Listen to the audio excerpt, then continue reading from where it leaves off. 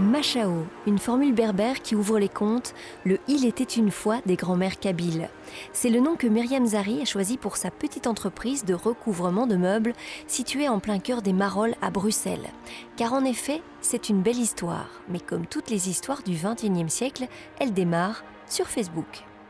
Machao, ça a commencé quand j'ai emménagé avec mon compagnon qui avait un canapé auquel il tenait, mais qui était donc dans un état pas possible. Donc ça, c'est la première pièce que j'ai essayé de refaire par moi-même. Après ça, j'avais posté la photo du canapé sur les réseaux sociaux. Et là, des amis, puis les amis des amis ont commencé à me demander si je pouvais rénover leurs chaises ou leur mobilier. Portée par ses encouragements, Myriam réitère l'expérience et le confinement arrive à point nommé pour lui en donner tout le temps. Le destin s'en mêle à nouveau quand un cirque belge qui s'expatrie lui lègue un lot important de chaises. Elle y fera ses armes et peu à peu, sans même s'en rendre compte, le passe-temps devient un métier. Je me suis formée de manière autodidacte, donc c'était surtout défaire, regarder comment ça a été fait, suivre des tutos, puis se tromper, recommencer. L'objectif premier, évidemment, c'est de pouvoir récupérer tout le mobilier qui allait aller au rebut, etc., et lui donner une seconde vie.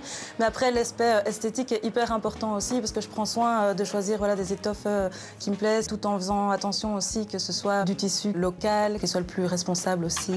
Donc c'est une démarche assez globale entre les deux, un équilibre. Un équilibre qui pèse quand même lourd dans l'action écologique puisqu'à ce jour, à coups de tissu et de rembourrage, Myriam a déjà sauvé de la décharge pas moins de 8 tonnes de meubles. Chiner les meubles, c'est une de mes parties préférées, évidemment. Donc il y a plein de réseaux différents. Les brocantes, il y a chez les particuliers, sur les sites de deuxième main, etc. Et sinon, il y a évidemment les poubelles. Il y a énormément de meubles à la rue qui demandent qu'une chose, c'est que je les ramasse.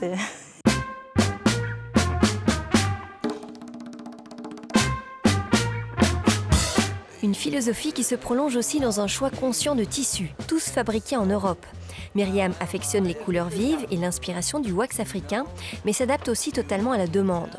À quelques encablures de son atelier boutique, elle a donné le ton d'une maison d'hôte au moyen de textiles célébrant une Belgique multiculturelle.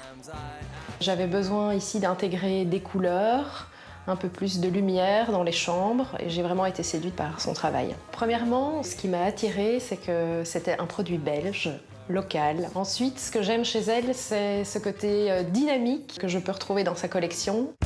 Retour dans le cocon de Machao où les projets n'en finissent plus de s'accumuler. Fauteuil, porte-manteau, coaching et atelier. En moins de 3 ans, Myriam a changé de vie et redonné vie à des centaines d'objets. Faire renaître de vieux meubles ne vous garantit pas d'aller au paradis, mais vous offrira sans doute sur Terre une petite satisfaction.